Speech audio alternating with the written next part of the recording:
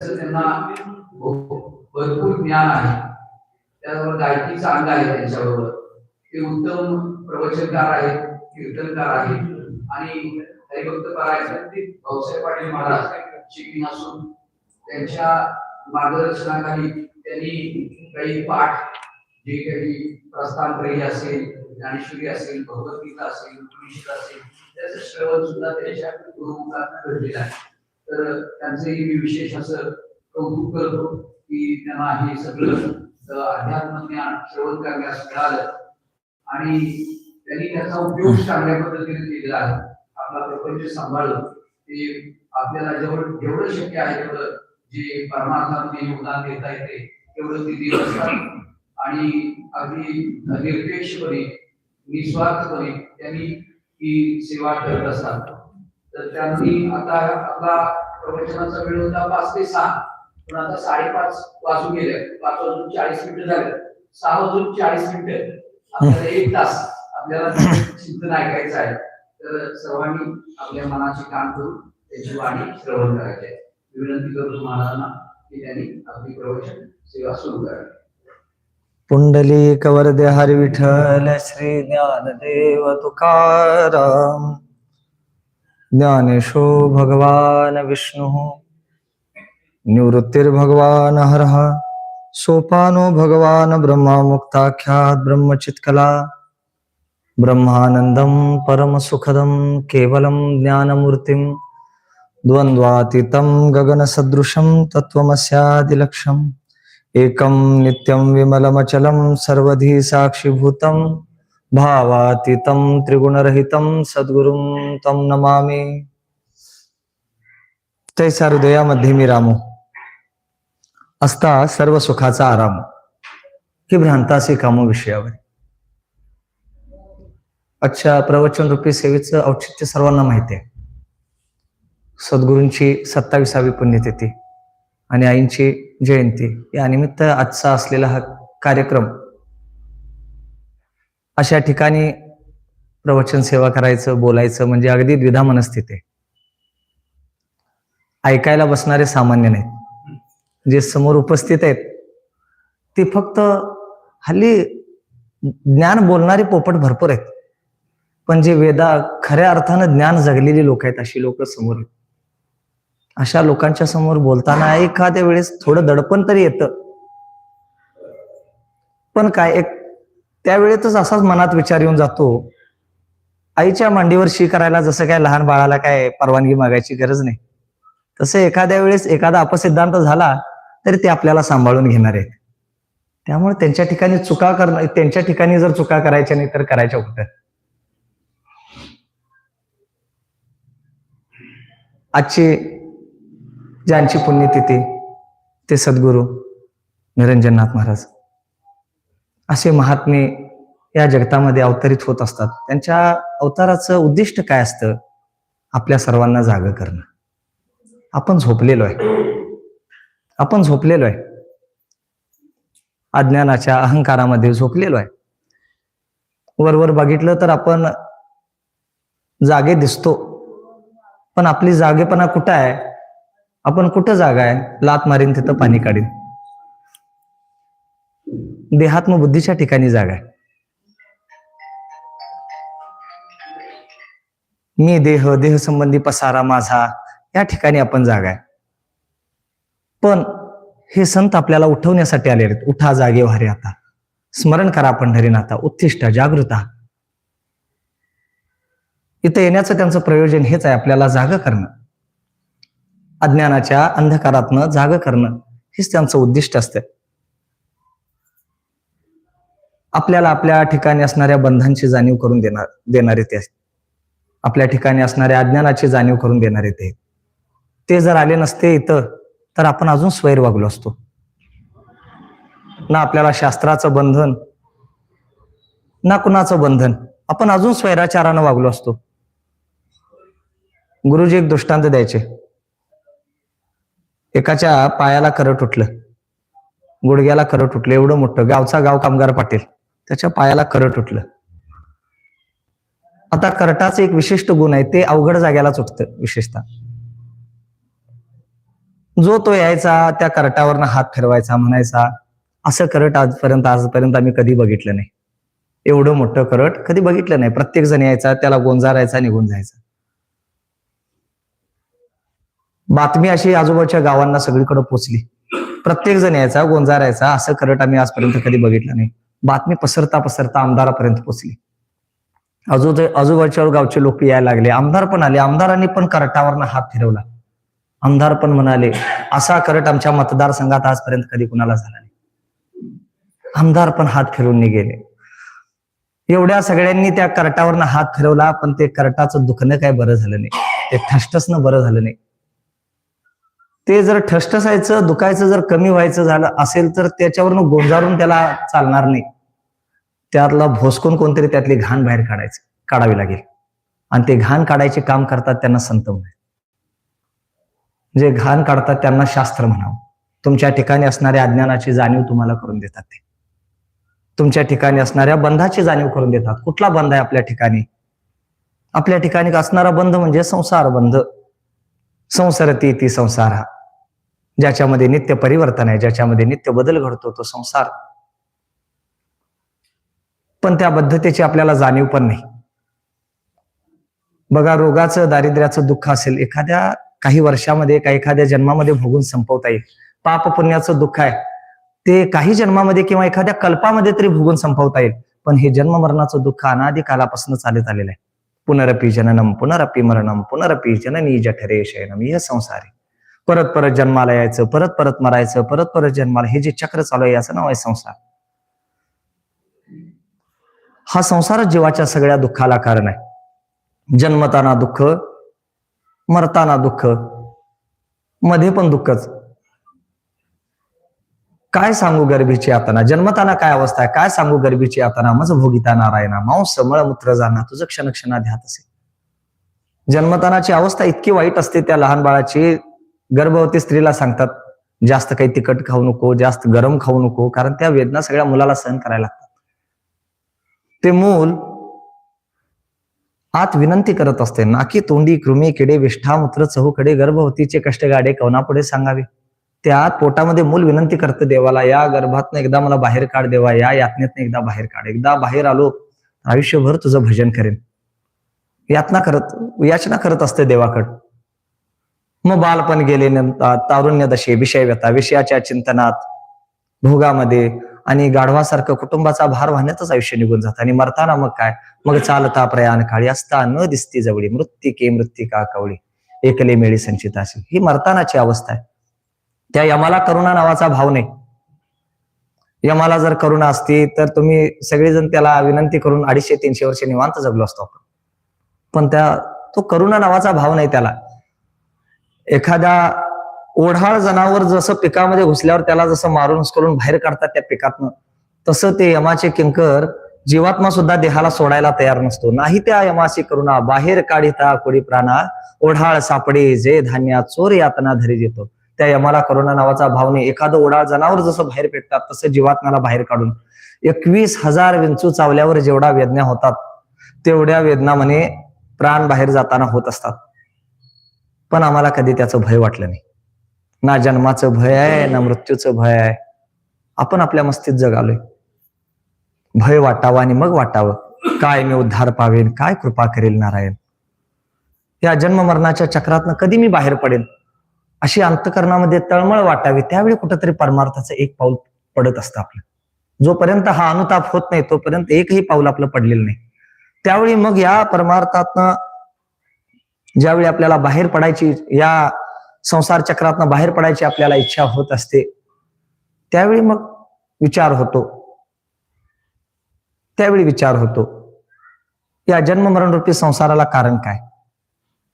या जन्म मरण रूपी संसाराला कारण आहे पाप पुण्य. पाप पुण्य करूनही जन्म येतो प्राणी. आपण पाप करतो, पुण्य करतो, त्याच्या फळानं आपल्याला जन्म मरण भोगावे लागतात. पाप पुण्याला कारण धर्म आणि अधर्म. धर्म अधर्माला कारण आहे रागद्वेष. रागद्वेषाला कारण आहे अनुकूल प्रतिकूल संवेदना. अनुकूल प्रतिकूल भावाला कारण आहे भेदज्ञान आणि भेदज्ञानाला कारण आहे आत्मस्वरूपाचं अज्ञान. म्हणजे अण्णा एक सांगायचे, शेतामध्ये 3 प्रकारचे तण उगवतात. हराटी, कुंदाट आणि बिंबाट हे नुसतं कुदळी ट्रॅक्टर घालून जात नाहीत. नुसतं ट्रॅक्टर घातलं, एखादं पावसाचं सरवाट आलं की परत आणि होतं तसं उगवता येते. ते काढायचं तर कसं मुळासकटच काढावं, तसं अविद्या कार्य संसार हा जर निवृत्त करायचा झाला तर तो मुळासकटच काढावा. त्याच्या मुळाशिवाय आत्मस्वरूपाचा अज्ञान. जर हा संसार चक्रातून आपल्याला बाहेर पडायचा असेल तर ते अज्ञान निवृत्त केल्याशिवाय अन्य उपायानं होत नाही. नाही ज्ञाने विना मोक्ष, ज्ञानाशिवाय मुक्ती नाही, आचार्यांचा सिद्धांत आहे. मग ज्याप्रमाणे अज्ञानाची निवृत्ती प्रकाशाशिवाय अन्य कुठल्याही साधनानं होऊ शकत नाही, त्याप्रमाणे अज्ञानाची निवृत्ती ज्ञानाशिवाय अन्य कोणत्याही साधनानं होणं शक्य नाही. त्या ज्ञानाचा उपदेश 9व्या अध्यायामध्ये केलेला आहे भगवंतांनी. त्याच अध्यात्म ज्ञानाचा उपदेश 9व्या अध्यायात केलेला आहे. त्याला राजविद्या, राजगुह्य योग असं म्हणतात. अनेक नाव आहेत त्या अध्यात्म विद्येला. ब्रह्मविद्या असं म्हणतात, शांकरी विद्या असं पण म्हटलेलं आहे. शांकरी म्हणजे काय? भगवान शंकरांच्या पासून आलेली आदिनाथ गुरु सकळ सिद्धांचा मच्छिंद्र तयाचा मुख्य शिष्य असं परंपरेनं भगवान शंकरांच्या पासून आलेली ही विद्या आहे. दुसरं काय? पूज्यपाद आद्यगुरु शंकराचार्यांनी या अध्यात्म विद्येचा प्रसार जगभरामध्ये केला, म्हणून त्यांच्या नावानं सुद्धा हिला शांकरी विद्या म्हटलेलं आहे. आणि तिसरं, शंग म्हणजे सुख आणि करी म्हणजे करून देणारी, जीवाला सुख प्राप्त करून देणारी विद्या आहे. जीवाला सुख प्राप्त करून देणारी विद्या आहे, म्हणून या अध्यात्म विद्येला काय म्हटलेलं आहे? शांकरी विद्या. सगळ्या जीवांना सुखाच्या प्राप्तीची इच्छा आहे. या जगामध्ये सुख नको असं कोण आहे? प्रत्येकाला सुख पाहिजे. 4 प्रकार सांगितले जीवांचे: पामर, विषयी, जिज्ञासू आणि मुक्त. त्यातला एक मुक्त वर्ग सोडला, त्यापैकी पामर पहिला, ज्याला विधीचं बंधन नाही, विधी निषेध बघत नाही, स्वैराचरण आहे ज्याचं, तमोगुणाचं ज्याच्याकडे प्राबल्य आहे, तो तरी निषिद्ध विषयामध्ये का प्रवृत्त होतो? एखादं दारू का पितं? सुख व्हावं म्हणून काय दुःख व्हावं म्हणून? सुखासाठीच. बर, विधीनं प्रपंच करणारा विषय, ज्याला इहलोकातल्या आणि परलोकातल्या सुखाची इच्छा आहे, तो तरी विधीनं प्रपंच का करतो? सुखासाठीच. विवेक, वैराग्य, समाधी, षटक, मोक्षत्व हे अंतरंग साधन चतुष्टय संपन्न होऊन ज्ञानाच्या शोधामध्ये निघालेला जिज्ञासू, मुमुक्षू, त्याला तरी इच्छा कशाची आहे? सुखाचीच इच्छा आहे. यावत सगळ्या जीवांना सुखाच्या प्राप्तीची इच्छा आहे. सगळ्यांना सुखाच्या प्राप्तीची इच्छा आहे. वास्तविक बघायला गेलं, सुख हे आपलं स्वरूपच आहे. ज्याप्रमाणे ते कस्तुरी मृग नावाचे, त्या हरणीच्या बिंबीमध्ये कस्तुरी नावाचा एक सुगंधित पदार्थ असतो. ते हरिण ज्या ठिकाणी बसतं त्या मातीला त्या कस्तुरीचा सुगंध लागतो. त्याला वाटतं हा सुगंध याला तो कुठनं? मातीतनं याला, असं समजून ते मातीला हुंगायला लागतं. त्या मातीचा गंध त्या मातीला चाटायला लागतं. वास्तविक तो सुगंध कशाचा आहे? त्याच्याच ठिकाणी असणाऱ्या कस्तुरीचा आहे. तसं आपल्याला जो सुखाचा अनुभव येतो विषयाच्या प्राप्तीनं, तो वास्तविक आपल्याच आत्मस्वरूपाचा आहे. तो आनंद आपल्या आत्मस्वरूपाचाच आहे. भ्रमानं आपल्याला तो विषयाच्या ठिकाणी वाटतो. काय प्रक्रिया होते? ज्यावेळी आपल्याला एखादा इच्छित विषय प्राप्त होतो, त्यावेळी एका क्षणासाठी आपल्या ठिकाणी असणाऱ्या इच्छेचा अभाव होतो, बुद्धी स्थिर होते, आणि अशा स्थिर बुद्धीमध्ये आपल्याच ठिकाणी असणाऱ्या आत्मानंदाचं आपल्याला भान होत असतं. वास्तविक ते सुख कुठं आहे? आपल्या ठिकाणीच आहे. पण भ्रमानं आपल्याला काय वाटतं? विषयाची प्राप्ती, बुद्धीची स्थिरता आणि आत्मानंदाचं भान, हे 3 गोष्टी एकाच वेळी होत असल्यामुळे आपल्याला वाटतं आपल्याला जो आनंद झालेला आहे तो विषयाच्या प्राप्तीनं झालेला आहे. असं म्हणून आपण या जीवनामध्ये अनेक विषय प्राप्त करण्याच्या मागे धावालोय.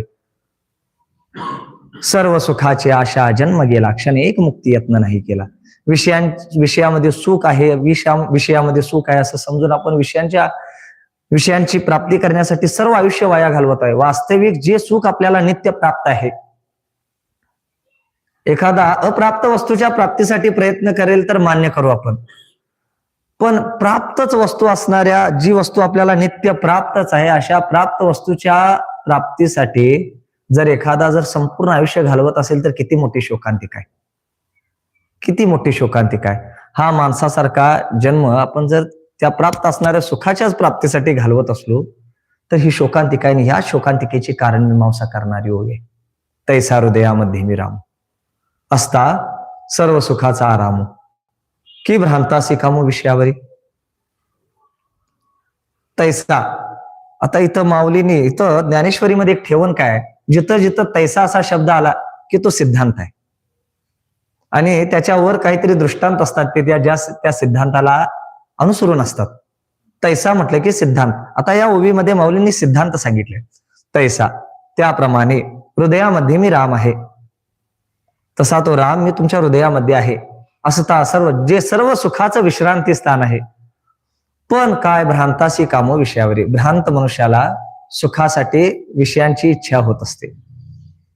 आता तैसा म्हटलं की त्याच्यावर काहीतरी दृष्टांत असायलाच पाहिजेत, काहीतरी जैसा असायला पाहिजे. जैसा म्हटलं की त्याला तैसा. काय सांगितलं त्यासाठी काही दृष्टांत माऊलींनी 2-3 घातली. पाहे पा दूध पवित्राने गोड, पासी त्वचेचे पदराड, परी त्या अभेरून गोचिड अशुद्ध काय न सेवती.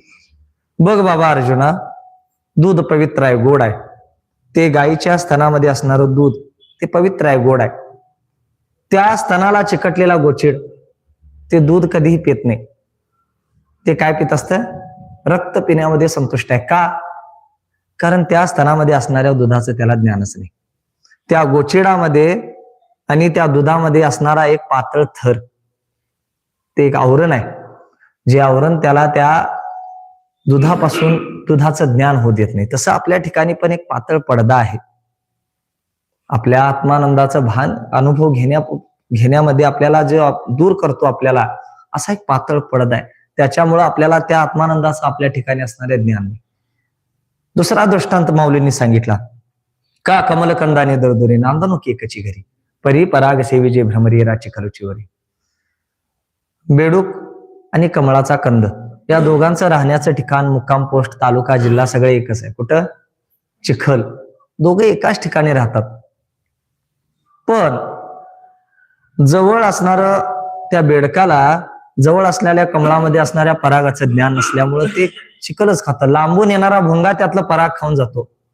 पण जवळच कमळ असून सुद्धा त्याला त्यामध्ये असणाऱ्या परागाचं ज्ञान नसल्यामुळं तिकडं त्याची प्रवृत्तीच होत नाही. ते प्राप्त करण्यामध्ये त्याची प्रवृत्तीच होत नाही, ज्ञान नाही म्हणून. आणि तिसरा दृष्टांत सांगितला. का निदैवाचे परिवरी, लोया रुतल्या हाती सहस्त्रवरी, परी तेत बैसोनी उपवास करी, का दरिद्रीजे. एखादा निदैवी मनुष्य दारिद्र्यामुळे उपवास करतो. का? एखादा श्रीमंत शेठजी भरपूर प्रयत्न करून त्यानं संपत्ती जमा केली आणि चोरांच्या भीतीनं तो संपत्तीचा हंडा त्यानं आपण ज्या ठिकाणी बसायचा त्या ठिकाणी तो पुरून ठेवला, पण कुणाला न सांगताच मेला. आता त्याची पुढची पिढी होती, त्यांना त्या धनाचं ज्ञान नव्हतं, पण प्रारब्ध वशात त्यांना दारिद्र्य भोगायला लागायचं. आता त्या शेठजीचा मुलगा त्या धनाच्या हंड्यावर असणाऱ्या आसनावर बसायचा, पण उपवास करायचा. का? जवळच असणाऱ्या धनाचं ज्ञान नाही. अगदी तसंच तैसा हृदयामध्ये मी राम, असता सर्व सुखाचा.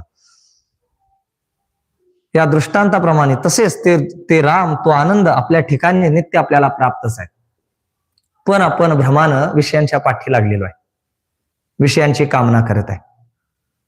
आता एखादा श्लोक सोडवायचा, एखाद्या श्लोकाचं चिंतन करायचं म्हणजे अण्णा सांगायचे त्याच्या मागचे 2 श्लोक बघायचे, पुढचे 2 श्लोक बघायचं, सगळ्यांचा संदर्भ लावायचा आणि मग चिंतन करायचं, तर व्यवस्थित सुटत असतो श्लोक. मग काय सांगतो मागचा श्लोक? राजविद्या राजगुह्यम पवित्रमिदमुत्तमम प्रत्यक्षावगम्यम धर्म्यम सुसुखम कर्तुम अव्ययम. हे अध्यात्मविद्या म्हणजे राजविद्या, हे राजगुह्य योग असं म्हटलेलं आहे या अध्यात्मविद्येला. या अध्यायाचं नाव काय? राजविद्या राजगुह्य योग. राजविद्या का म्हटलं? सर्व विद्येची राजा, सर्व विद्येमध्ये श्रेष्ठ असणारी काय? अध्यात्मविद्या. जगामध्ये अनेक विद्या आहेत, काही पोट भरायच्या कामाला येतात, अन्य प्रकारच्या विद्या आहेत, अनेक प्रकारच्या विद्या आहेत. त्यामध्ये ही अध्यात्मविद्या सर्वात श्रेष्ठ आहे. ज्ञानामध्ये 2 प्रकार सांगितले, एक वृत्ती ज्ञान असतं आणि दुसरं स्वरूपाचं ज्ञान. वृत्ती ज्ञानामध्ये काय असतं? वृत्ती ज्ञानाच्या पाठीमागं अज्ञान आहे. कारण वृत्ती ही अज्ञानाचा परिणाम असल्यामुळं त्याच्या पाठीशी कायम अज्ञान असतं. ज्यावेळी तुम्हाला घटाचं ज्ञान असेल त्यावेळी पटाचं अज्ञान असणार, ज्यावेळी जागृतीचं ज्ञान असेल त्यावेळी स्वप्नाचं अज्ञान असणार. कारण शेवटी अंतःकरण वृत्ती हा अज्ञानाचाच परिणाम आहे. या वृत्ती ज्ञानाच्या पाठीशी नेहमी अज्ञान राहतं, पण स्वरूप ज्ञानाच्या बाबतीत असं असत नाही. ज्यावेळी आपल्याला स्वरूप ज्ञान म्हणजे काय? आपल्या आत्म्याचं ब्रह्मरूपानं अप्रोक्षत्वानं होणारं ज्ञान म्हणजे स्वरूप ज्ञान. आपल्या आत्म्याचं ब्रह्मरूपानं, व्याप्त रूपानं, अप्रोक्षत्वानं होणारं ज्ञान म्हणजे स्वरूप ज्ञान. हे ब्रह्मज्ञान आपल्याला ज्यावेळी होतं त्यावेळी जगतातले सर्व पदार्थ, याचे यावत सर्व पदार्थ हे ब्रह्मरूपानंच प्रतीतीला यायला लागतात. त्याला अधिष्ठान दृष्टी असं म्हणतो आपण. अशी अधिष्ठान दृष्टी प्राप्त होते.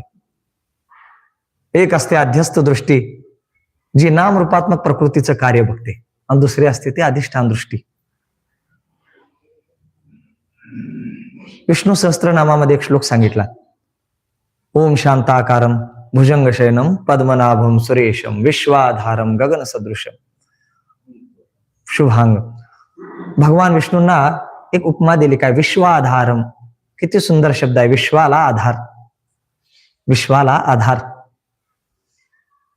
घटाला आधार कशाचा? चुंबळीचा. घटाला आधार आहे मातीचा. घटामधनं माती जर वजा केली तर घट नावाची वस्तू सिद्ध पण होऊ शकत नाही. दागिन्याला, अलंकाराला आधार कशाचा? सोन्याचा. त्या दागिन्यातनं सोनं जर वजा केलं तर दागिना नावाला सुद्धा राहू शकत नाही. तसं या जगताला परमात्मा हा अधिष्ठान आहे. विश्वाधारम, विश्वाला आधार आहे. या जगतातनं जर त्या परमात्म्याला वजा केलं तर जगत नावाची वस्तू नावाला सुद्धा सिद्ध राहू शकत नाही. रज्जू आहे म्हणून सर्पाचा भ्रम होतो. रज्जूच नसेल तर सर्प तरी कुठला दिसेल? ज्यावेळी असा अनुभव येतो, या जगतामध्ये सर्वत्र एक परमात्माच व्यापून भरलेला आहे अशी अनुभूती येते, त्यावेळी त्याला म्हणावा अधिष्ठान दृष्टी. एकदा ही अधिष्ठान दृष्टी आली की मग तुम्हाला नामरूपात्मक प्रकृती, भेद हे असं काही प्रतीतीला येत नाही. सर्व पदार्थ ब्रह्मरूपानच प्रतीतीला यायला लागतात. अशी प्रतीती करून देणारी अध्यात्मविद्या आहे. दुसरं, का राजविद्या म्हणायचं? स्वप्न मिथ्या कधी ठरतं? जाग झाल्यानंतर. स्वप्न मिथ्या ठरतं जाग झाल्यानंतर. तसं ही जागृती मिथ्या कधी ठरणार? आत्मजागृती आल्यानंतर. मिथ्या शब्द फार सुंदर आहे. मिथ्या म्हणजे ज्ञानानं जे बाधित होतं त्याला मिथ्या म्हणावं. ज्ञानानं ज्याचा बाध होतो त्याला मिथ्या म्हणावं. स्वप्नातले पदार्थ आणि त्या पदार्थांचे ज्ञान हे जाग झाल्यानंतर मिथ्या ठरतात. म्हणजे काय? त्यांचा बाध होतो. बाध होणं म्हणजे त्यांच्या त्रैकालिक अत्यंत अभावाचा निश्चय होता. त्रैकालिक अत्यंत अभावाचा निश्चय म्हणजे काय? ते वस्तू पूर्वीही नव्हत्या, भ्रमकालीही नव्हत्या आणि पुढेही असणं शक्य नाही, असा त्रैकालिक अत्यंत अभावाचा निश्चय होणं म्हणजे मिथ्या ठरणं. असे स्वप्नातले पदार्थ मिथ्या ठरतात जाग झाल्यानंतर. आणि एकदा आत्मजागृती, ज्ञानाची दृढ अप्रोक्ष अनुभूती आली की जागृतीतले व्यवहारिक जगतातले पदार्थ सुद्धा सर्व काय ठरतात? मिथ्या ठरतात. स्वप्नातले पदार्थ आणि स्वप्नातल्या पदार्थांचं ज्ञान ज्याप्रमाणे जागृती आल्यानंतर मिथ्या म्हणजे बाधित होतात, त्याप्रमाणे या जगतातल्या सर्व विद्यांना बाधित करणारी अध्यात्मविद्या. बाकीच्या ज्या सगळ्या विद्या आहेत, सगळी ज्ञान आहेत, त्यांना बाधित करणारी विद्या आहे. एकदा ब्रह्मज्ञान झालं तर सर्व ज्ञान आणि सर्व वस्तू आणि सर्व वस्तूंचं ज्ञान हे मिथ्या ठरतं. असं बाधित करणारी अध्यात्मविद्या. म्हणून या अध्यात्मविद्येला काय म्हटलेलं आहे? राजविद्या. राजविद्या ही. अजून काय म्हटलं? राजगुह्य योग. राजगुह्य म्हणजे काय? गुह्यातही गुह्य आहे. गुह्य म्हणजे गुपित. गुह्य म्हणजे काय? गुपित. गुपित म्हणजे जे चार चौघात बोलता येत नाही त्याला आपण गुपित म्हणतो. आणि हे सामान्य गुपित नाही, अत्यंत गुह्य आहे. किती गुह्य आहे? जे न सांगे पित्या वसुदेवासी, जे न सांगे माता देवकीसी, जे न सांगे बंधू बळीभद्रासी, ते गुह्य अर्जुनाशी बोलत असे. देवानं ही अध्यात्मविद्या आपल्या पित्या वसुदेवाला सांगितली नाही, माता देवकीला सांगितली नाही, भावाला सांगितली नाही. एवढंच काय, आपली प्रिय पत्नी लक्ष्मीला सुद्धा ही अध्यात्मविद्या सांगितली नाही, पण अर्जुनालाच सांगितली. का? अध्यात्मविद्या ही कोण माझ्या जवळचा आहे, कोण माझा प्रिय आहे हे बघून सांगायची गोष्ट नाही, किंवा कीर्तनात प्रवचनात उघड सांगण्याची पण गोष्ट नाही. अध्यात्मविद्या सांगण्यासाठी अधिकारी गुरु आणि अधिकारी शिष्य असावा. त्यांच्यामधला एक सुंदर संवाद म्हणजे ही अध्यात्म. त्यांच्यातला सुंदर संवाद आहे. दोघंही अधिकारी असावेत. त्यासाठी माऊलींनी एक दृष्टांत गाठले. सुगरण आणि उदार, रसज्ञ आणि जेवणारा, ही दोन लक्षणं आली की काय होतं? जेवणाचा आनंद काय होतो? वाढणाऱ्याला पण होतो आणि जेवणाऱ्याला पण होतो. जेवण करणारी स्त्री कशी असावी? सुगरण असावी. सुगरण म्हणजे 4 लोकांचं जेवण करायला सांगितलं की 500 रुपयाचा मसाला वापरणारी असावी. अशीला आपण सुगरण म्हणू काय? अशी सुगरण होऊ शकत नाही. घरात जे काही आहे नाही त्याच्यापासून पण जिला चविष्ट जेवण बनवता येतं तिला काय म्हणायचं? सुगरण म्हणायचं. आणि उदार असावी. वाढताना अजून किती खाते काय की, अजून किती खाते काय की, हे असं म्हणत कुचमत कुचमत वाढणारी तिला उदार म्हणता येणार नाही. अगदी जेवणारा तृप्त होईल तोपर्यंत वाढणारी तिला उदार म्हणावं. सुगरण आणि उदार असावी स्त्री. आणि जेवणारा पण त्या लायकीचा पाहिजे. जेवणारा कसा असावा? रसज्ञ आणि जेवणारा. रसज्ञ म्हणजे असं पंचपक्वानाचं ताट समोर ठेवलं की सगळं पदार्थ एकत्र कालवायचा, असा गोळा करायचा आणि खायला चालू करायचं.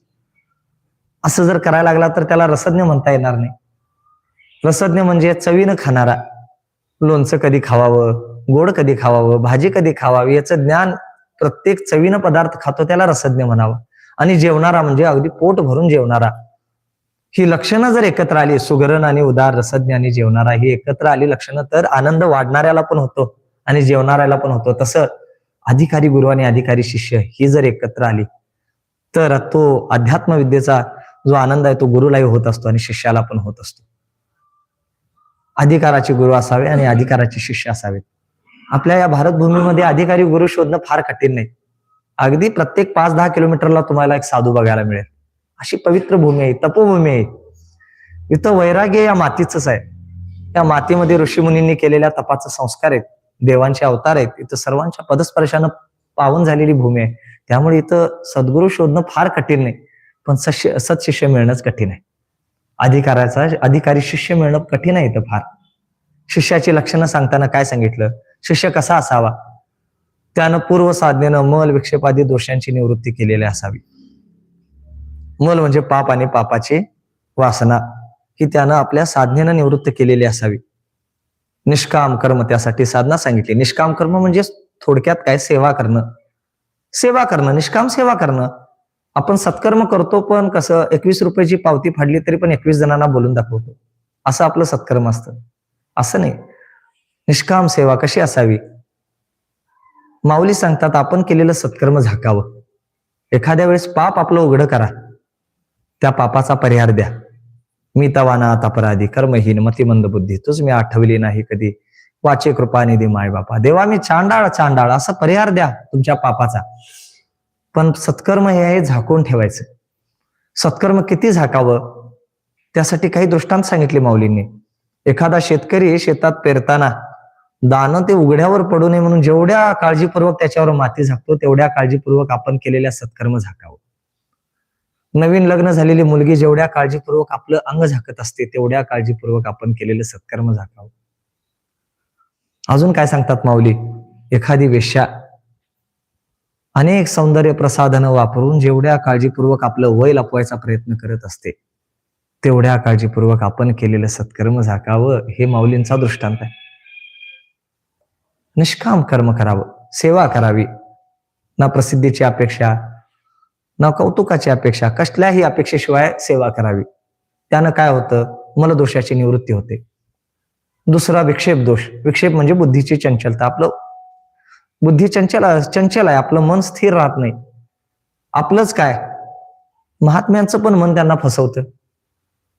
वैराग्याच्या गोष्टी इथं बोलायला बरे आहेत,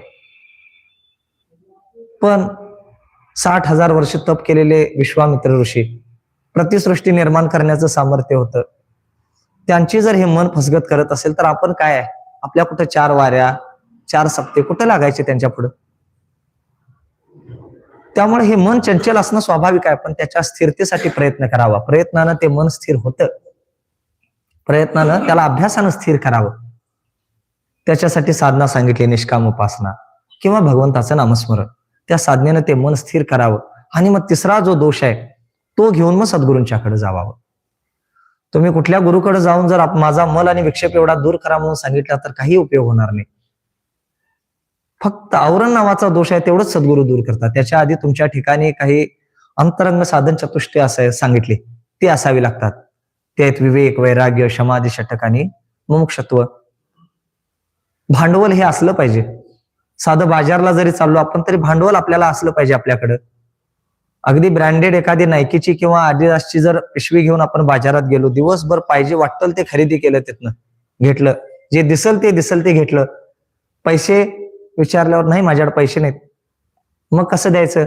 चांगली कंपनीची बॅग आहे ना माझ्याकडे, त्या बॅगनं चालत नाही. तुमच्याकडे भांडवल असलं तर बाजारात चालतं. तसं परमार्थामध्ये यायचं असलं तर पण आपल्याकडे काहीतरी भांडवल असावं लागतं. त्या भांडवलाशिवाय इथं काही चालत नाही. ते भांडवल म्हणजेच हे साधन चतुष्टय आहे. विवेक, वैराग्य, समाधी, षटक, मुमुक्षुत्व. आपण विचार करा, कितीतरी वर्ष आपण परमार्थ करतोय. आपण आता पाठामध्ये म्हणा, कीर्तनामध्ये, प्रवचनामध्ये तत्वमसी महावाक्य ऐकलं नाही काय? कितीतरी वेळा ऐकलंय, पण परिणाम का होत नाही आमच्यावर? काहीतरी प्रतिबंध आहेत, काहीतरी प्रतिबंध आहेत. काय प्रतिबंध आहे? त्या प्रतिबंधाची जोपर्यंत निवृत्ती होत नाही तोपर्यंत हे कार्य कधी होणार नाही. म्हणजे ते वृत्ती प्रभाकरामध्ये सांगितलं, कोणतेही कार्य होण्यासाठी 9 कारणं असावी लागतात. एक 2 साधारण कारण आणि एक असाधारण कारण असावं लागतं. त्यातलं असाधारण कारण म्हणजे एखादं विशिष्ट कार्य होण्यासाठी लागणारं विशिष्ट कारण. एखादं विशिष्ट कार्य होण्यासाठी लागणारं विशिष्ट कारण म्हणजे काय? असाधारण कारण. जसं घट बनवायचा असला तर तिथं आपल्याला मातीच पाहिजे. तिथं कापसाची गरज नाही, तिथं मातीच पाहिजे. माती हे घटाला असाधारण कारण आहे. कपडा बनवायचा असला तर तिथं काय पाहिजे? सूतच पाहिजे, कारण सूत हे कपड्यासाठी काय? असाधारण कारण. हे असाधारण कारण. आणि अशी काही कारण आहेत जी कारण असल्याशिवाय जगतातलं कुठलंही कार्य होत नाही. अशी 9 साधारण कारण सांगितली. अशी साधारण कारण कुठली? ईश्वर ज्ञान, ईश्वर इच्छा, ईश्वर प्रयत्न, देश, काल, प्रागभाव आणि प्रतिबंधकाचा अभाव. ही 9 कारणं असल्याशिवाय जगतातलं कुठलंही कार्य होत नाही. आता त्यातली बाकीची सगळी सोडा, त्यातलं एकच शेवटचं जे आहे प्रतिबंधकाचा अभाव. जोपर्यंत प्रतिबंधाचा अभाव होत नाही तोपर्यंत कुठलंही कार्य सिद्धीला जाणं शक्य नाही. तसं आपण पण जे शास्त्रानं सांगितलेलं फळ, सकारण सकल दुःख निवृत्ती आणि परमानंदाची प्राप्ती, त्यासाठी एवढं प्रयत्न करतोय पण आपलं ते कार्य होत नाही. याचा अर्थ काय?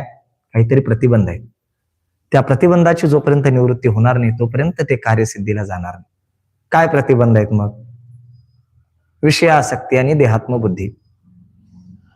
आपण विषयांचा संग केलेला आहे, विषयामध्ये रमलेलो आहे.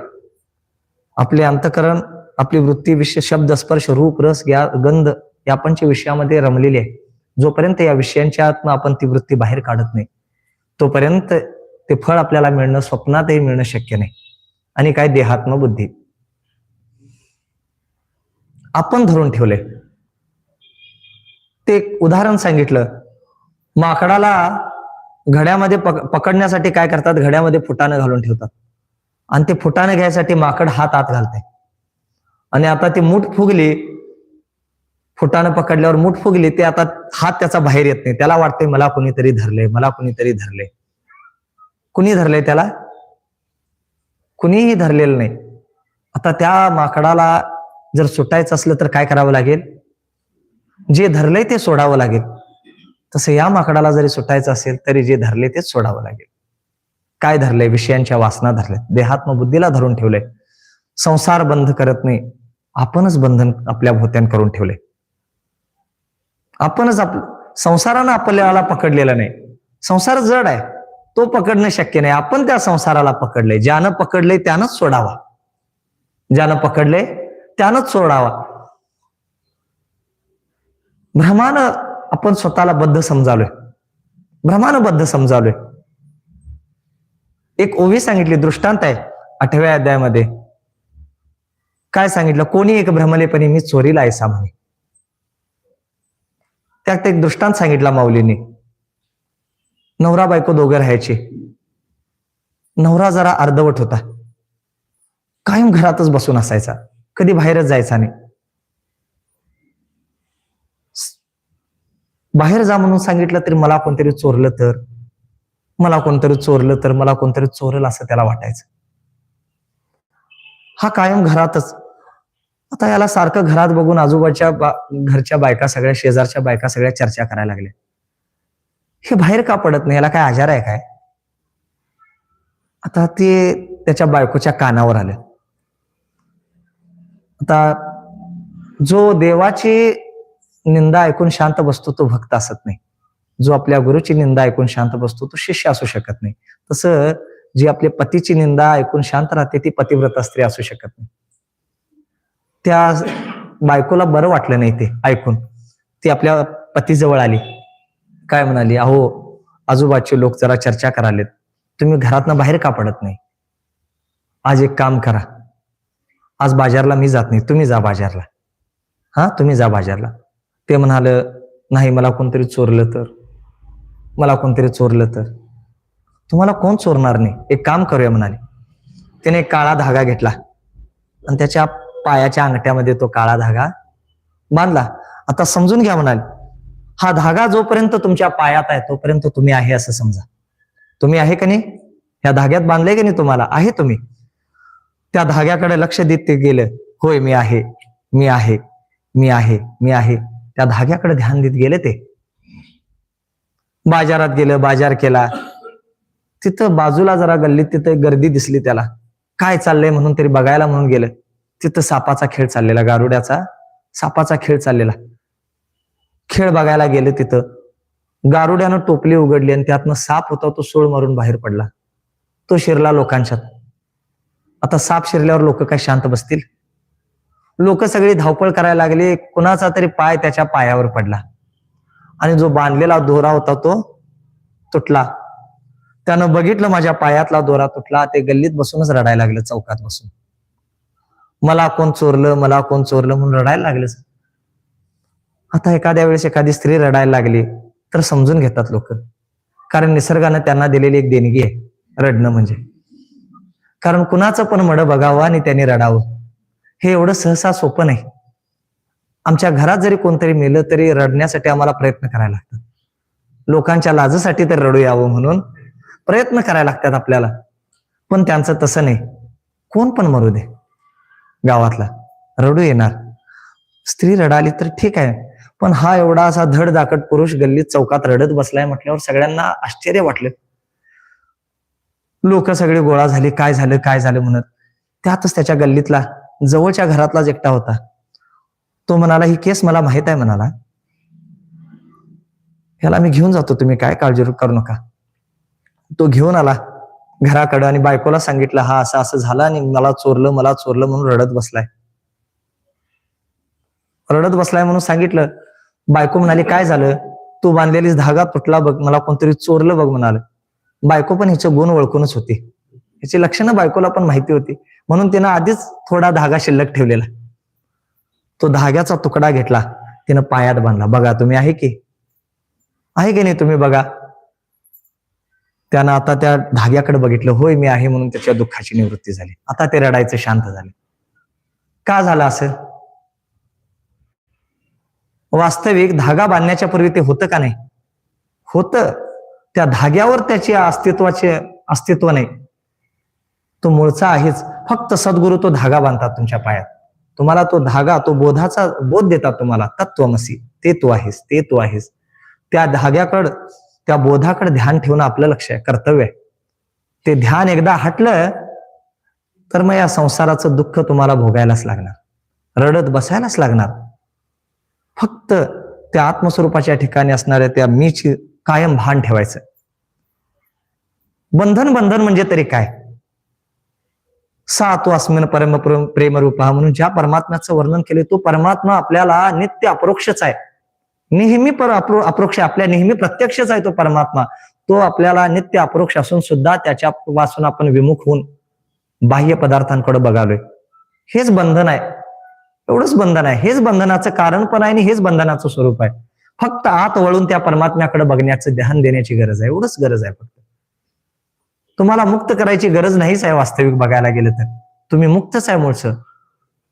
पण का समजा स्वतःला मुक्त समजत नाही? त्या सद्गुरूंच्या बोधाकडे आपलं लक्ष नाही. साधना करावी, स्वतःला मुक्त समजलं पाहिजे आपण.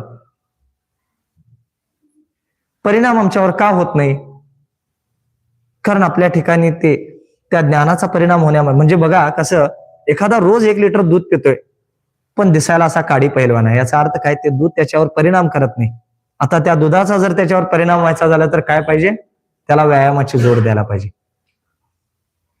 तसं ज्ञानाचा जर आपल्यावर परिणाम व्हायचा असेल तर त्या ज्ञानाला वैराग्याची जोड द्यावी लागेल. कारण माऊली म्हणतात, विरक्ती वाचून काही ज्ञानासी तगण्याची नाही. ज्ञानाला जर वैराग्याची जोड दिली नाही तर ते ज्ञान कालांतरानं नष्ट होऊन जातं, त्याचा परिणाम आपल्यावर होत नाही. त्यामुळे त्या ज्ञानाला वैराग्याची जोड द्यावी. आता वैराग्य म्हणजे माहिती आहे आपल्याला, इहलोकापासून ब्रह्मलोकापर्यंत असणाऱ्या सर्व अनुकूल भोगाच्या त्यागाच्या इच्छेला वैराग्य म्हणायचं. अगदी चांगली व्याख्या आहे, सगळ्यांना पाठ, आमच्या सगळ्यांच्या पाठांतरातले. पण बोलायला जेवढी सोपी तेवढीच करायला कठीण आहे. वैराग्याच्या गप्पा बऱ्या असतात. वैराग्य असावं, पण कधी असावं? समजा माझा वाढदिवस आहे आणि माझ्या मित्रानं मला म्हटलं, आज मी तुला तुला मी आज भेट देणार आहे माझ्या वाढदिवसाबद्दल. काय भेट देणार आहे? अशी वस्तू देणार आहे जी आजपर्यंत जगात कुणाकडेच नाही. मी पण कुतूहलानं बघायला लागलो, काय अशी वस्तू मिळणार आहे काय की. मित्रानं असं पेटीत घालून आणलेली वस्तू होती. ही बघ तुझं गिफ्ट आहे म्हणाला. माझ्याकडे दिली, पेटी उघडलं, त्यात काय दिसेना. काय आहे यात? सशाचं शिंग आहे म्हणाले. सशाचं शिंग असते काय कधी? मला वाटलं नको, मला ह्याची गरजच नाही, मला ह्याला वैराग्य म्हणायचं नाही. मूळची वस्तू असावी, त्याच्याबद्दल वैराग्य असावं. वस्तू असलेल्या वस्तूबद्दल वैराग्य असावं. नसलेल्या वस्तूचं काय? म्हाताऱ्या माणसाला वाटतं, म्हातारा माणूस असतो का नाही, त्याला असं फुटानं जातो, काय म्हणतो माहिती आहे, फुटानं बघितलं की माझ्या डोक्यात अशी तिडीकच उठते. तोंडात ह्याच्या दात नाहीत. आपल्याला ती भोगायची ताकद नाही म्हणून त्याबद्दल वैराग्य असून उपयोग नाही. किंवा विषय सन्मुख, आपलं वैराग्य कधीपर्यंत, जोपर्यंत आपल्याला अनुकूल विषय समोर येत नाही तोपर्यंतच बरं आहे. अनुकूल विषय एकदा समोर आला की मग आपल्या वैराग्याची परीक्षा होत असते. त्या अकबर बादशाहच्या काळात उदाहरण सांगितलेलं आहे. अकबर बादशाहच्या दरबारामध्ये सांगितलेलं उदाहरण आहे. काय? अकबर बादशाह जेवत होता, बिरबल आला तिकडनं, आणि तो अकबर बादशाह जेवताना तो ज्या समईच्या प्रकाशामध्ये जेवत होता ती समई कुठं? त्या एका मांजराच्या डोक्यावर ठेवलेली. अकबर बादशाह आणि बिरबलानं ते बघितलं, त्याला कौतुक वाटलं. ते बघून कौतुक वाटलं, काय मांजर साधू सारखं बसलंय शांत. बिरबलाला म्हणाला अकबर बादशाह, बघा बिरबला, याला म्हणायचं असं शांत माझ्यासमोर राहायला लागते. मांजर सुद्धा किती स्थिर बघ, माझ्या भीतीनं किती कसं बसलंय बघ म्हणाला. बिरबलाच्या मनाला लागलं ते. बिरबल दुसऱ्या दिवशी तयारीनंच आला. दुसऱ्या दिवशी त्याच वेळेला, जेवणाच्या वेळेलाच बिरबल आला, पण येताना खिशातनं एक उंदीर घेऊन आला. असं त्या मांजराच्या समोर सोडला उंदीर. आता ते मांजर गप्प बसेल? जोपर्यंत अनुकूल विषय समोर नव्हता तोपर्यंत ते साधू सारखं बसलेलं मांजर आता ते उंदराला बघितल्यावर शांत राहिलं नाही. समय एकीकडं, अकबर बादशाहचं ताट एकीकडं. तसं आमच्या समोर विषय नाहीत म्हणून आपल्या वैराग्याच्या गप्पा चालल्या. असं वैराग्य नाही. विषय समोर असावा, ती भोगण्याची आपली ताकद पण असावी. तो विषय आपल्याला प्रिय असावा, भोगण्याची ताकद असावी, तशी इंद्रिय आपली अनुकूल असावी, आणि मग अशा प्राप्त विषयाबद्दल वैराग्य असावं, तर त्याला वैराग्य म्हणायचं. आणि असं वैराग्य यायचं झालं तर त्यासाठी काय सांगितलं? विष रांधली रस सोय, जे जेवणाऱ्यास ठाऊक होय, ते ताटची सांडून जाय जयापरी, तैसी संसार आहे समजता, जाणी जे अनित्यता तै वैराग्य दवडिता पाठी लागे. असं वैराग्य यायचं झालं तर त्या वैराग्याच्या पाठीमागे विवेक असावा. विवेक काय सांगतो? भाग त्याग लक्षणं सांगतो. म्हणजे एखादा भरपूर दिवसाचा भुकेला आहे, त्याच्या समोर जर पंचपक्वानाचं ताट वाढलं असलं, तो आता त्यातलं अन्न घेणार आणि तोंडात घालणार एवढ्यात कोणीतरी सांगावं या अन्नामध्ये विष मिसळले. आता किती जरी आवडीचे पदार्थ असतील आणि किती जरी त्याला भूक लागली असली तरी ते पदार्थ तो खाईल काय? अन्नामध्ये विष मिसळले कळल्यावर कालत्रही त्या अन्नाचा स्वीकार होऊ शकत नाही. तसं संसारातले विषय असत आहे, जड आहे, दुःख रूप आहे. तसं विवेकानं ज्यावेळी कळतं त्यावेळी कालत्रही त्या संसारिक विषयांचा स्वीकार होऊ शकत नाही. त्याला म्हणायचं असं, याला म्हणायचं विवेकयुक्त वैराग्य. असं विवेकयुक्त वैराग्य ज्यावेळी आपल्याकडे येतं त्यावेळी त्या ज्ञानाचा परिणाम होत असतो. असं विवेक, वैराग्य, समाधी, षटक, मुमुक्षत्व हे सगळं घेऊन मग सद्गुरूंच्याकडे जावावं. आणि मग सद्गुरूंच्याकडे जाऊन मग त्यासाठी विधी सांगितली. तद्विधी प्रणिपातेन परिप्रश्नेने सेवया उपदेक्षन्ति ते ज्ञानम ज्ञानिना तत्वदर्शिना. त्या विधीनच त्यांच्याकडे ती सेवा करायची. तनु मनु जीवे चरणाशी लागावे, अगरवता करावी, दास्य, असं दास्यत्वानं त्यांची सेवा करावी. आणि प्रसन्न झालेले सद्गुरू मग तुम्हाला विचारतील, काय बाबा तुला कशाची अडचण आहे? का माझी एवढी सेवा करायला आहेस? त्यावेळी मग तुम्ही सांगावा. त्यांनी विचारल्यानंतर मग तुम्ही सांगायचं, गुरुदेवा मला या जन्म मरण रूपी संसाराच्या निवृत्तीची आणि परमानंदाच्या प्राप्तीची म्हणजेच मुक्तीची इच्छा आहे. त्यावेळी सद्गुरू तुम्हाला सांगतील, बाबा तुला ज्या जन्म मरण रूपी संसाराच्या निवृत्तीची इच्छा आहे तो जन्म मरण रूपी संसार कालत्रय तुझ्या ठिकाणी झालाच नाही कधी. तो तुझ्या ठिकाणी नाहीच आहे, भ्रमाने तुला फक्त दिसालाय तो. आता संसार संसार म्हणजे माऊलींनी व्याख्या काय सांगितली? घरदार, बायका, पोरं, भांडी कुंडी, गुरढोरे याचं नाव संसार नाही. माऊली काय सांगतात? अगा उपजणे आणि म्हणे हे साचची जे का मानणे तया जीव लोक मी म्हणे संसार होण. म्हणजे जन्म मृत्यू, पाप पुण्य, कर्तृत्व, भोक्तृत्व हे सगळे धर्म देहाचे असताना मी देहाबरोबर जन्मतो, देहाबरोबर मरतो, मी पाप पुण्य करतो, त्याची फळं भोगतो, मी अमक्या गावचा, मी कीर्तनकार, हे जे भाव आम्ही स्वतःच्या स्वरूपावर आरोपित करून घेतले त्याचं नाव आहे संसार. हा संसार आहे. जसं कशामुळे आला हा संसार? उपाधीला सत्य मानल्यामुळे आला. चंचळी चंचळ, निश्चळी निश्चळ, वाजवी खळाळ उदकेसी, सोपे वर्म परी मन नाही आते. पाण्याला जर उतार जमीन लागली तर ते पाणी कसं खळखळ खळखळ वाहतं. खळखळ नाव दिलं त्याला. तेच पाणी जर सपाट भूपृष्ठावर असलं तर ते पाणी कसं असतं? निश्चळ असतं. आणि त्या निश्चळ पाण्याला जर वाऱ्याचा संग झाला तर ते पाणी कसं होतं? चंचळ होतं. वास्तविक पाणी चंचळ पण नाही, पाणी खळखळ पण नाही आणि पाणी निश्चळ पण नाही. पाणी मूळचं त्याच्या स्वरूपाच्या ठिकाणी जसं आहेच तसं आहे. फक्त ज्या उपाधीचा त्यानं संग केला त्या उपाधीचे भाव त्याच्यावर आरोपित झाले. याला म्हणायचं उपाधीमुळं बंधन निर्माण होणं. उपाधी काय करते? उपाधी बंधन निर्माण करत असते. अमर्यादाला मर्यादित करते, त्याचं नाव आहे उपाधी. व्याप्ताला परिच्छिन्न करते, त्याचं नाव आहे उपाधी. आकाश सगळीकडे व्याप्त असताना घट ठेवल्यामुळं हे घटातला आकाश आणि हे महाकाश असा भेद करतो. हे उपाधीमुळं, हे उपाधीचं कार्य आहे. तसं त्या उपाधीच्या आपण पण अंतकरण नावाची उपाधी धारण केली आणि त्या अंतकरणाचे धर्म सुख दुःख, लाभ हानी, जय पराजय हे सगळे भाव कशाचे आहेत? अंतकरणाचे असताना त्या चिदानंद ब्रह्म ही तुझी खरी ओळख आहे. ही तुझी खरी ओळख आहे. तू साक्षात परमात्मा तूच आहेस. तत्त्वमसी ते तू आहेस. सद्गुरू सांगतात तत्त्वमसी ते तू आहेस. त्यावर शिष्याला शंका वाटावी, मी तो असेन कसा? गुरुदेवा तुम्ही मला सांगालाय ते तू आहेस, पण मी कसा असेल? माझी लक्षणं काय? अल्पज्ञ, अल्पशक्तिमान, पाप पुण्याचा करता, फळाचा भोगता आणि काय सुखानं संतुष्ट होतो, दुःखानं उद्विग्न होतो, जन्ममरण भोगतो. ही माझी लक्षणं आहेत. आणि त्याची ईश्वराची लक्षणं कशी आहेत? सर्वज्ञ, सर्वशक्तिमान, जीवाला त्याच्या कर्माची फळं देणारा, व्यापक, या जगाचा मालक, प्रभू. माझी लक्षणं अशी, त्याची लक्षणं अशी, मग आमच्या दोघांचं ऐक्य होईलच कसं गुरुदेवा? त्यावर गुरु सांगतात, ज्यावेळी वाच्यार्थानं या दोघांचं ऐक्य होत नाही त्यावेळी लक्षार्थ करावा लागतो. लक्षार्थानं ऐक्य होतो त्याला काय म्हणायचं? भागत्याग लक्षणं. वाच्यार्थानं त्यातला जो ईश्वर म्हणजे माया विशिष्ट चैतन्य, त्यातला मायेचा भाग त्याचा निराश करावा. आणि जीवाची उपाधी काय? अविद्या. उपाधी येणारी जाणारी असते, गमनागमन करणारी अनित्य असते.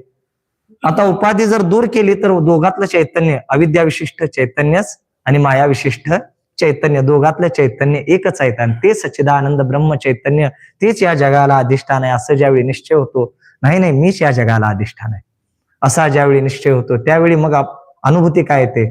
मनोबुद्धी अहंकार चित्तानि नाहं न च श्रोत्र जीवा न च घ्राण नेत्रम न च व्योम भूमिर्न तेजो न वायू चिदानंद रूपम शिवोहम शिवोहम. त्या शिष्य परिहार देतो, मी मन नाही, बुद्धी नाही, चित्त नाही, अहंकार नाही, पंचप्राण नाही, पंचकोश नाही, मी स्थूल सूक्ष्म कारण 3 शरीर नाही, स्वप्न जागृती सुषुप्ती अवस्था नाही, मी सगळ्यांच्या पलीकडे कोण आहे? चिदानंद रूप शिव ही माझी खरी ओळख आहे. जन्म मरण माझ्या ठिकाणी नाहीत. मरतय कोण? जे जन्मलं. शरीराला जन्म मरण आहेत. मी कसा आहे? न जायते म्रियते वा कदाचित नायम भूत्वा भविता वा न भूयो अजो नित्य शाश्वतोयम पुराणो न हन्यते न हन्यमाने शरीर नैनं छंदन्ते शस्त्राने नैनं दहते पावका. ही माझी खरी ओळख आहे. अशी अनुभूती देणार ते ज्ञान आहे. म्हणजे जो जन्म मरणवान होता त्याला नित्य बनवतं, जो परिच्छिन्न होतं त्याला व्यापक बनवतं, जो जीव होता त्याला शिव बनवतं. असं जीवाला शिव बनवणारी विद्या आहे. म्हणून या अध्यात्म विद्येला काय म्हटले? राजविद्या. अशी ही राजविद्या इतकी श्रेष्ठ आहे. मग आता या राजविद्येचं वर्णन कळल्यावर मग अर्जुनाच्या मनामध्ये सुप्त प्रश्न आहे. तो उघड उघड गीतेमध्ये विचारलेला नाही, पण तो प्रश्न देवाच्या मुखातनं अर्जुनासाठी माऊलींनी घातलेला इथं. काय म्हणतात माऊली? देवाच्या मुखातनं माऊली काय म्हणतात? अर्जुना, कदाचित तुला असा प्रश्न पडेल, एवढी ही अध्यात्मविद्या श्रेष्ठ आहे, तर मग ही ह्या जगातले लोक साध्या साध्या छोट्या छोट्या गोष्टीतनी पण फायदा शोधतात, किरकोळ किरकोळ गोष्टीतनी पण फायद्याशिवाय काही करत नाहीत लोक. मग एवढी मोठी श्रेष्ठ अध्यात्मविद्या घ्यायला कशी काय विसरली, कशी काय चुकली लोक? त्यावेळी मग त्या प्रश्नाचं उत्तर देताना माऊली म्हणतात, पाहे पा दूध पवित्र आणि गोड, पासी त्वचेचे पदराड, परी ते अभिरुण गोचिडा, शुद्ध काय न सेवती. दूध पवित्र आहे, गोड आहे, पण त्या गायीच्या स्तनाला चिकटलेल्या गोचिड्याला त्याचं ज्ञान नसल्यामुळे ते घेत नाही. कमलकंद आणि दुर्दुरी ही जरी चिखलातच राहत असले तरी त्या बेडकाला त्यामध्ये असणाऱ्या परागाचं ज्ञान नसल्यामुळे ते घेत नाही, ते सेवन करत नाही. निदैवी मनुष्याला त्याच्या ठिकाणी असणाऱ्या धनाचं ज्ञान नसल्यामुळे ते घ्यायला प्रवृत्त होत नाही. तसं तैसा हृदयामध्ये मी राम, असता सर्व सुखाचा राम, की भ्रांतासी कामू विषयावरी, तसा हृदयामध्ये मी राम आहे. आता राम राम म्हणजे काय? अयोध्यापती राम एवढाच नाही, किंवा कौशल्यसुत राम, दशरथ नंदन एवढा राम नाही. योगी रमंती इति राम, योगी अष्टांग योग करून ज्या निर्विकल्प समाधीमध्ये आनंद या पदामध्ये रमतो, ते आनंद पद म्हणजे राम आहे. तो राम, तो आनंद कुठं आहे? मी तुझ्या हृदयामध्येच आहे. आता अजून एक ओवी आहे, एरवी तरी सर्वांच्या हृदय देशी मी अमुक आहे जैसी, जी बुद्धिस्फुरे हरनिशी ते वस्तुगामी. इथं पण काय सांगतात? मी तुझ्या हृदयातच आहे. एरवी तरी सर्वांच्या हृदय देशी, मी हृदयामध्येच आहे. इथं पण म्हटलंय हृदयामध्ये. आता सारखं हृदयामध्ये म्हणालेत म्हणजे काय हृदय फाडून बघायचं नाही? हृदयामध्ये कुठं राम आहे काय? हृदय म्हणण्याचं कारण काय? हृदय म्हणजे अंतःकरण. वास्तविक चैतन्य सर्वत्र व्याप्त आहे, सामान्यपणे सर्वत्र व्याप्त आहे, पण विशिष्टत्वानं ते कुठं? आपल्या अंतःकरणाच्या ठिकाणी आहे. कारण आपल्याला आपलं प्रतिबिंब बघायचं असलं तर भिंतीवर जाऊन चालणार नाही, भिंतीवर आपण प्रतिबिंब बघू शकत नाही. आपल्याला जर प्रतिबिंब बघायचे असेल तर कुठं? आरशासमोरच जावं लागेल. तसं वास्तविक चैतन्य सगळीकडे जरी व्याप्त असलं तरी ते प्रतिबिंबित होतं, ते सत्वगुणाने युक्त असणाऱ्या अंतःकरणामध्येच ते प्रतिबिंबित होत असतं. तसं ते चैतन्याचं प्रतिबिंब म्हणजे त्या परमात्म्याचं प्रतिबिंब असणारा तो आनंद, परमानंद, मी तुझ्या ठिकाणीच आहे. तैसा हृदयामध्ये मी रामू, असता सर्व सुखाचा राम, की भ्रांतासी कामू विषयावरी, तसा तो राम मी तुला नित्य प्राप्तच आहे. पण भ्रांत मनुष्य ते प्राप्त करण्याची तयारी करत नाही. का? प्राप्त करण्याचा प्रयत्न करत नाही. आता भ्रांत शब्द कसा आहे माहित आहे? भ्रांती शब्दाची व्याख्या सांगताना वृत्ती प्रभाकरामध्ये काय सांगितलं? निष्फळ प्रवृत्ती जनक जे ज्ञान त्याला भ्रमज्ञान म्हणायचं.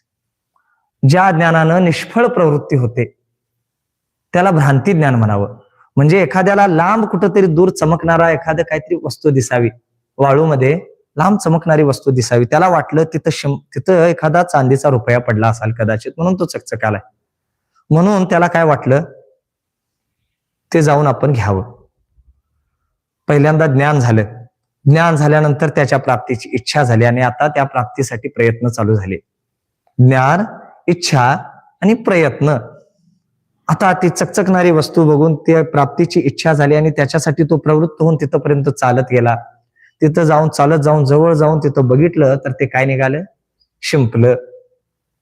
आता शिंपलं झाल्यानंतर ते ज्यावेळी त्याला कळालं हे शिंपलाय, त्यावेळी आता काय झालं? इथपर्यंत त्यानं जे केलेलं प्रयत्न होतं ते काय झालं? निष्फळ ठरलं. आता या निष्फळ प्रयत्नाला कारण काय ठरलं? ते ज्ञान. ज्या ज्ञानामुळं ही निष्फळ प्रवृत्ती झाली त्याला म्हणावं भ्रमज्ञान. ज्या ज्ञानामुळं निष्फळ प्रवृत्ती होते त्याला काय म्हणावं? भ्रमज्ञान म्हणावं. तसं हा भ्रांत मनुष्य, तसं आपल्या ठिकाणी हा आनंद नित्य प्राप्त आहे, पण विषयाच्या ठिकाणी आनंद आहे असं समजून, सुख आहे असं समजून, ज्याप्रमाणे हरिण मृगजळामध्ये पाणी आहे असं समजून काय करतं? त्याच्या मागं धावतंय. वास्तविक मृगजळाच्या ठिकाणी पाण्याचा त्रैकालिक अत्यंत अभाव आहे. ते मृगजळ आम्हाला सुद्धा दिसतं आणि हरणाला सुद्धा दिसतं.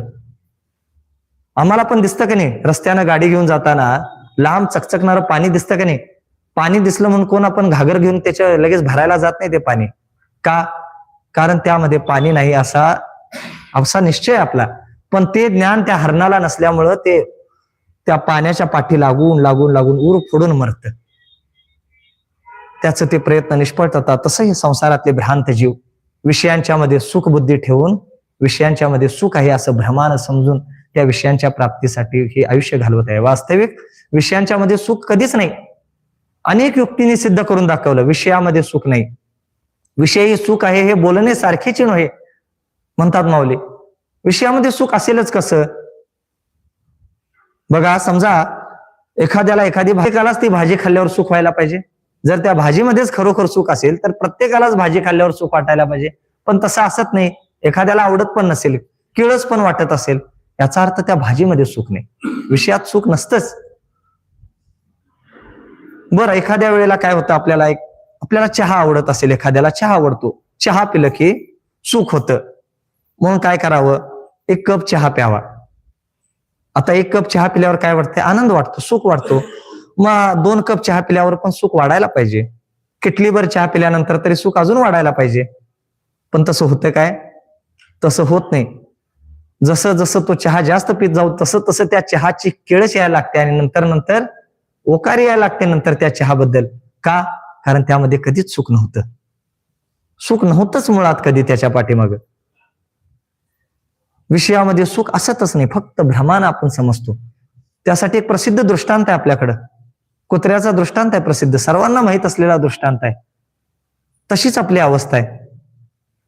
एक कुत्र, 4 पायाचं कुत्र, ते काय करत असतं, सकाळ सकाळी मॉर्निंग वॉकला जातं. सकाळ सकाळी मॉर्निंग वॉकला जातं. कुत्र्यानं पण मॉर्निंग वॉकला जावावं, सकाळी उठून जावावं. डॉक्टरनं सांगितलं ब्लॉकेज आहेत म्हणून की लवकर सकाळी उठावं आणि मॉर्निंग वॉकला जावावं. इतर वेळी उठवणे वेगेशी चला जाऊ रावळ असे म्हटलं तर तो कधी उठणार नाही काकड्याला. पण डॉक्टरनं ब्लॉकेज आहे म्हटलं तर ते कुत्र मॉर्निंग वॉकला सुद्धा जातं. असंच एखादं कुत्र मॉर्निंग वॉकला गेलं सकाळ सकाळी. चालता चालता त्याला एक हाड सापडलं, रस्त्यात वाळलेलं हाड सापडलं. आता शेवटी हाड ते कसलं होतं, वाळलेलं होतं. कोणतरी ते आता माझ्याबरोबर शेअरिंग नको, त्यात पार्टनर नको म्हणून त्यानं ते हाड घेतलं आणि कोपऱ्यात गेलं. त्यालाच कुत्रा म्हणावा. ते कुत्र कोपऱ्यात जाऊन ते हाड चगळायला लागलं. वाळलेलं हाड होतं, त्यातनं काय येणार नव्हतंच. पण ते सुद्धा कुत्रच होतं. ते पण काय ऐकणार नव्हतं. विषयात सुख नाही, विषयात सुख नाही. शास्त्रानं किती जरी सांगितलं तरी आम्ही ऐकणार नाही. प्रयत्ने वाळूचे कणर गडिता तेल ही गळे. प्रयत्नानं वाळूतनं तेल काढणाऱ्यांची जात आहे आमची. आपण ऐकणार नाही, संतांचं शास्त्रांचं ऐकणार नाही. आम्ही प्रयत्न करून बघणारच. ते चगळायला लागलं. चगळता चगळता चगळता शेवटी वाळूतनं तेल आलंच. त्या हाडाचा एक तुकडा निघाला त्यातनं आणि त्याच्या दाढत घुसला, हिरडीत घुसला आणि त्या हिरडीतनं रक्त यायला लागलं. आता त्याला वाटलं काय, हे येणारं रक्त कशात नाही, हाडातनं चालय असं समजून ते अजून त्या हाडाला चगळायचं, अजून रक्त यायचं, अजून हाडातनं रक्त यायचं, अजून चगळायचं.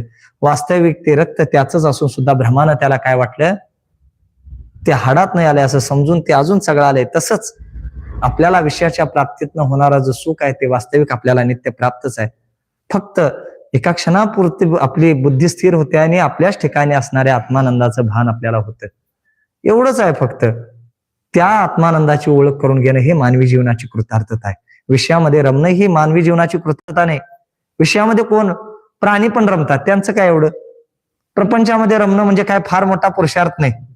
प्रपंच करणं, आहार निद्रा भय मैथुनीशी समान, सर्व योनींना समान आहे. आहार निद्रा भय मैथुन. डुकर प्रपंच करतात, आमचं काय एवढं. बरं मला सांगा, डुकरांच्या एवढा आमचा प्रपंच चांगला आहे काय? डुकराला महिनाभर कामाला जायची गरज नाही कुठं. ना घर फाळा, ना लाईट बिल, काय भरायचं टेन्शन नाही. त्याची बायको त्याच्याकडे काय मागत पण नाही. दिवाळीला साडी घ्या, काय त्याच्याकडे ती काय भानगडले. आपल्याला एका वेळेला 1-2 पोरं होतील, त्याला एक वेळेला 7-8 पोरं होत्यात. आपल्यापेक्षा कितीतरी आनंदाचा प्रपंच आहे त्याचा. मग तुम्ही असं काय दिवं लावणार आहे अजून प्रपंचामध्ये त्याच्यापेक्षा जास्त. ह्यामध्ये ही कृतार्थता नाही. मानवी जीवनाची कृतार्थता काय, स्वरूपाचं ज्ञान करून घेणं, सद्गुरु शरणागती, ईश्वर प्राप्ती, भगवत प्राप्ती, ह्यासाठी प्रयत्न करणं ही मानवी जीवनाची, यामध्ये मानवी जीवनाची कृतार्थता आहे. या कृतार्थतेसाठी लागणारी साधन संपत्ती आपल्या सगळ्यांच्याकडे यावी. त्यासाठी लागणारी अंतकरण कृपा, शास्त्र कृपा, ईश्वर कृपा आणि सद्गुरु कृपा ही सर्वांना आपल्याला प्राप्त व्हावी ही देवाच्या चरणी, सद्गुरूंच्या चरणी प्रार्थना करून झालेली सेवा तुम्हा सर्वांच्या महात्म्यांच्या चरणावर समर्पित करतो, माझ्या गुरुजींच्या चरणावर समर्पित करतो आणि झालेल्या सेवेला विराम देतो. पुंडलिक वरदे हरी विठ्ठल, श्री ज्ञानदेव तुकाराम.